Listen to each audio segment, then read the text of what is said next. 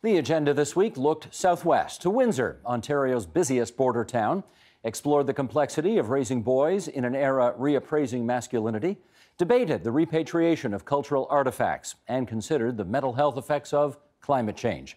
The agenda's Week in Review begins with Ontario's new plan for the environment. Frankly, the last provincial government had a perspective on a green economy, which was that it was up to government to move Ontario to a low-carbon economy, that was even possible, that frankly, governments could simply decide in their wisdom that this was what was going to happen. Steve, that's what led to the windmill fiasco. That's what led us to some of the gas plant issues. We don't see the government's role as directing the economy in a certain direction. This is about specific targets. It's about reducing GHGs, and the things that we've put in place will help us get to there. So what do you see as the government's role? With regards to this environment plan, it's about setting out a vision for the environment where we can have, clean air, clean water, clean land. When it comes to climate change, there are specific targets that were agreed to internationally by our Prime Minister, by our Minister of the Environment. We want to hit those targets. We also want to prepare Ontarians for the fact that climate change is happening. But the Pembina Institute and others want to recreate the world economy into a green economy. The Federal Minister of the Environment talks about 6 or 7 of every 10 jobs in the next 5 years being green jobs. I'm not sure that's practical or likely. So we want to make sure that Ontario does its share, continues to do its share, and frankly, compared to the rest of Canada, we're on a good route. And we want to make sure that people are ready for it. And then within the environment in general, we want to make sure that Ontarians can enjoy their environment, that we're being tough on polluters, that we are taking advantage of technology. We are making sure that we can pass on an environment at least as good or better than the one that we inherited. Okay, smart aleck question number 2. Can you tell me the difference between the Rod Phillips who was entreated to run for public office by the former PC leader Patrick Brown on a platform that included a carbon tax, and the Rod Phillips that is sitting in front of me today, who was part of Doug Ford's cabinet, who is suddenly violently opposed to a carbon tax? I'd take our initiative with the idea violently. Okay. I don't think the that's word my violently. style. But listen, the reason I ran for public office was because I was deeply concerned about the direction that Kathleen Wynne was going and that the Liberal government was going in terms of the future of our province, in terms of competitiveness, in terms of what we need to do to be successful. I get that, but you were on the record as being pro-carbon tax once upon a time. It was actually this year, earlier this year. What happened? I think you might have noticed we had a leadership, right? And that was not something we planned for. We went through a leadership process, which, as you well know, is what parties do to decide, what their positions are. All of the leadership candidates, including the one that I supported getting rid of the carbon tax, and our party made that directional change. And it is consistent with the idea that I ran about, the reason I ran, which is that we need to make Ontario a more competitive place. We need to deal with affordability for Ontarians. The carbon tax and the cap and trade system were not, they have something called cumulative effect, I've learned since being Minister of the Environment. And it's a concept in the environmental community about you don't just look at the one smokestack, you look at all the smokestacks. You don't just look at the one source of pollution, you look at all the sources of pollution. Well, the cumulative effect of the regulation and the taxation and all of the things that the Liberal government had put on Ontarians was putting Ontario at risk, including the addition of a cap and trade charge that was going to cost Ontario families hundreds and hundreds of dollars a year. We're seeing that there are long-term costs and consequences of climate change. And we're not just going to see them 20, 30 years down the road. We're seeing them now, especially to our health system. So when we look at mental health, for example, mental health doesn't receive as much finances as does our healthcare system. And so we are starting to see people who are needing to rely on the mental health system, and those are dollars there. So we need to really have this conversation that the financial impact is not just the financial impact to the fossil fuel industry or to industries in general, but we have to look at the long-term economic costs that are going to weigh on our health system. Politics doesn't do that well. Politics doesn't really look 4 or 8 years down the road. Right. It's how do you get through the next quarter? Yeah. So how do you, what can you say to get somebody to deal in the if you don't pay now, you're going to pay later attitude. Yes, yeah. I think we need to really start to ring the alarm bells when we have these disasters, when we have these wildfires out west, when we have flooding up north, when we have these heat waves throughout Quebec, that those are cost to infrastructure, to our health system, and really shining a light that those events are really sparking long-term costs and consequences of lives lost and also on our health system. So I think having that relationship between these events and what it means to people and pocketbooks is an important story to tell. Malini, I'm going to get you to comment on this next piece. I'm going to read something from Peter Foster, writing in the Financial Post last month, who had the following to say and/or write. The International Energy Agency's latest World Energy Outlook report projects that global fossil fuel use and related emissions will grow out to 2040 as oil, gas, and coal continue to dominate the energy picture. But it also struggles to put a positive spin on wind and solar. Solar had a record-setting year in 2017. The Chinese solar business is booming. New wind and solar additions outpaced those of fossil fuels in 2017, driven by policy support and declining costs. Policy support means subsidies worth hundreds of millions of dollars. As for declining costs, solar is at least twice as expensive a generator as coal and almost twice as expensive as gas. Now, when these arguments are made, what do you come back with? Well, the challenge is that climate change itself suffers from an issue of complexity. So we want to hear simple solutions, and we want to hear, what we think are short-term, understandable, favorable options.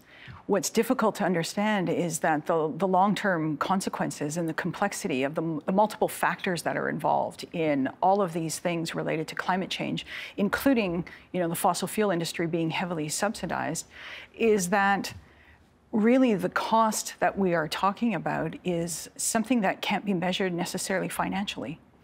But that's difficult to say. That's a difficult message to convey. It's difficult, like you say, when politicians are getting reelected. There are, people understand financial logic. But that's a really simple and facile, I guess you could say, argument, the financial, because it's a financial logic that goes unquestioned. And what's unquestioned is hyperconsumption, wasteful productions, also the idea that, the consumer society that we're in, it's easier to say, well, that's just the way it is. And it's difficult for most of us, kind of regular folks, to understand that we can have an impact on it. But we can. That's the social movement. That I think your other guest was talking about previously. It really takes everybody to understand this, and not just environmentalists per se, or scientists or ecological economists, that I myself as a consumer can do something and put pressure on so that there's something done institutionally. There are lots of mid-sized cities in this province that have gone through hospital consolidation and an attempt to build a mega hospital in order to treat everybody better. Windsor's going through this right now. Yep. Give us the background. What got us to this point? Well, it's been a long story. So there are two hospital corporations in Windsor right now, Windsor Regional Hospital and Hotel Dieu Grace Healthcare. I'm the CEO of the post-acute hospital. And probably about 7 or so years ago, I was recruited to Windsor to be the chief nurse at Hotel Dieu Grace, which was on Willette Avenue in the downtown core. Hotel Dieu was founded by the Religious Hospitallers of St. Joseph 130 years ago, this year, and still existing on that site, the 125 years of history. But in order to position the community for a new investment in an acute care hospital, both hospitals had done capital planning, and the capital plans had gone into government, and renovations of the two existing and Hotel Dieu over 100-year facility was more, at the end of the day, than the work of coming together and doing a new acute care facility. So the boards of the two hospitals came together and said, we need to align services differently. And so Hotel Dieu Grace Healthcare's board of directors left acute care and swapped hospitals and went to Prince Road in the West Windsor and walked away from 125 years of history on Willette Avenue and gave that over to Windsor Regional, the acute care hospital. And that thus began the work to be able to bring a new investment, a $2 billion investment to Windsor for a new acute care hospital. $2 billion for a new hospital. For the entire system. And so the new acute care hospital was what we started to work on when we actually aligned the hospitals. But what we ended up with was a hospital healthcare system transformation involving our hospital, community locations, as well as the acute care facility. And where do things stand now? Well, right now it's sitting with government. And part of the new acute care facility development has moved to stage 2 in the capital planning process, which freed up some dollars to do some functional planning and things like that. But government had some questions about some of the components of the system. So for instance, they asked Hotel Dieu, they asked us, could we take a look at renovated space instead of a new build for the acute mental health? Because all of mental health, which is currently across the 2 corporations, will come to our organization in this new planning process. And so we had to go through a process of taking a look at that and going through and engaging with our people. And we said, yeah, we could do renovated space instead of a new build. And the same conversation is happening right now with Windsor Regional looking at what they're calling an urgent care center in the downtown core. Okay. Sean, I want to ask you about the location of the proposed new hospital. What's your view of it? The location that's been proposed is in farmland, out past the airport. And Essex County has some of the best farmland in Canada, first of all. And Windsor has a lot of what are sometimes called brownfields, old industrial sites like the old GM transmission site, relatively close to downtown, huge spaces that need a $2 billion investment that could do incredible good to the city. You can imagine all the spin-off businesses that would happen. Windsor was built with incredible effort, time, and money over decades, over hundreds of years. And to kind of just let it go to waste and build something new, shining in a field far from where most of the people live, I think is a generational mistake that would haunt Windsor for a long time. Craig, what's your take on where the hospital ought to be? Well, it's interesting. The site selection committee for the hospital itself actually chose a different site as its preferred place, and it chose the site past the airport in a field as the second best site. The first one was on Tecumseh Road East. It's closer to the core. But part of the selection committee's criteria, they looked at 33 different issues, which was very detailed. They decided that in the end, if any of these hospital sites make the short list, then it would go with price. And at that point, of course, one that's in a field is likely to be cheaper than one that's more in the city core. Now, I think we have to remember, though, that the hospital is to serve both Windsor and Essex County. And the proposed mega hospital site is closer to the county. There is a hospital out there in Leamington, but that's far out. So it's a difficult decision. I don't think that you would be able to find any site that would please everybody. I think that wherever you're going to choose to put it, it's going to cause some concern. This one has caused a lot of concern, but on the other hand, we do want to get a new mega hospital, and we do have to move on at some point with a decision. There was a study I came across. There's an organization in the U.S. called Promundo, which is a global organization that works with boys and young men, engaging them in gender equality. And they did a study in 2017 called The Man Box, where they looked at a group of young men in the U.S., UK, and Mexico, and asked them how much they adhere to very traditional definitions of masculinity. So being stoic, being aggressive, being the breadwinner, all of those things. And the men who most identified with those very traditional values, the ones that most embodied it, had status amongst other men, but they also had the highest rates of depression. They were also more likely to be engaged in violence either as victims or perpetrators, and they were most likely to want to control girlfriends and women in their lives. So not only did this have a social impact on the quality of their relationships, they were also experiencing really high levels of depression and isolation. So these qualities about being a real man are not emotionally healthy. Well, this is what I was going to add. Yeah. I was going to add this. Suicide is one of the leading causes of death for young people 15 to 24. So beyond the social, what we expect to be the social norms, how much of this is a health crisis? Yeah, well, that's why I'm so glad you raised that point, Rachel, because as you're saying, not all young boys fit into this hyper-masculine model, but Rachel's pointing out, even the ones that fit it, it's not good for them. No. It's really helpful to see that, and that what's, sort of there's a kind of an equation here. If we look at this prevailing more macho, or just a short format idea of masculinity, it means to be vulnerable, is to be weak, is to be feminine, is to be female, and all of that is humiliating. There's this kind of a package that goes together, and it's easy for the dominant men to adopt that mentality, and they don't suffer from it because they're winning, but they are suffering actually.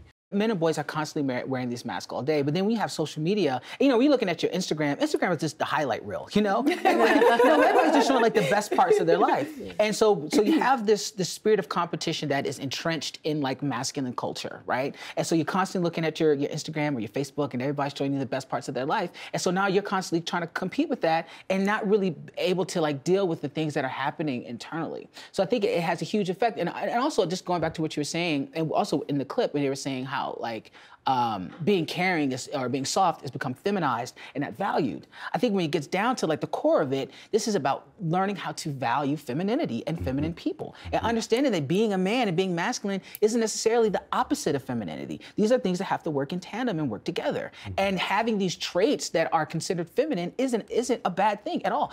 Some of the most intelligent, the bravest, and strongest people I know are women. And I think there are so many men that can say the same thing. So many men who are raised by single mothers or in families that are very like matriarchal, or, everybody in their life who has ever really like cared for them and given to them have been women, whether they're teachers or their mothers or their aunties or grandmothers. But at the same, so you have that, and then you go out into the world and they tell you that none of that is valuable. Only thing that makes you a man is this little small pocket of things, So I think we have to start to pull back and start to have serious conversations with men and boys about femininity, about valuing femininity and the feminine people in their lives, and understanding that it's okay. It's nothing to be scared of, and it's nothing to hate. Yeah, no, and I really like that, and I think maybe I'm saying the same thing differently, but it also is, in addition to devaluing the feminine, we're also neglecting and devaluing the masculine, in the sense that like we're saying these things are masculine, but you got all this stuff under the hood, all of these emotions and interests and possibilities. Right, but you have to shut them down and just focus on those things, right? So it's in some ways too, it's neglecting. There's a lot of neglect, right? We're amputating certain parts of ourselves that we can actually share with people who are feminine, and make ourselves more enriched, right? By being. Right? Sorry. Well, I also think that, because often when I talk about this, I'll have, people say, well, like I get called like a man hater a lot on this subject, and or that I'm advocating for a kind of masculinity, or I'm opposed to sort of, that masculinity is bad. And I don't think that is true. First of all, I think there's many masculinities. I also think that we can look at traditional sort of masculine qualities or characteristics and think about ways to not have them be toxic and harmful. Right. So I think leadership, like that leadership is, often traditionally associated with maleness. I think we can just say leadership is a great quality for all of us. Yeah. What does it mean to be a good leader? What does it mean to be a caring leader? What does it mean to, or when Damon was talking about the kind of heroics of standing up against bullying, that is a lovely quality, to teach a child to stand up for somebody else and stand up for themselves. How do we do it in the ways that isn't the old Hollywood model of the hero, charging in on his white horse and rescuing the maiden? How do we think about what does it mean to stand up for justice in a way that can create pathways for boys and for girls and for everybody that kind of says these are great qualities. Let's take the weird negative associations around it, or let's take the fact that the belief that this is only a male thing away from it, and say to boys and young men, you can be a leader, you can act in ways that are heroic, you can be strong, you can have physical endurance, you can play sports, and you can do all of that, but you don't have to bring the baggage of and the stuff that's not good for you and not good for society along with it into those traditional male realms.